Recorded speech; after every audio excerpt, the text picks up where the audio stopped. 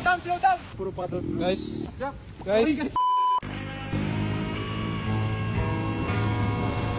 Mas lumalakas yung ulan. Guys, walang bubong! Please like this video. Like and share, bro. Saka nalulunod na ako, bro. Sa mga nagtatanong, ba't namin ito ginawa habang mulan? It wasn't like this kanina talasan. Ngayon lang. Oo, natitigan ko yung ulan. This is the worst walk ever. Sa urban naman medyo romantic ba ito?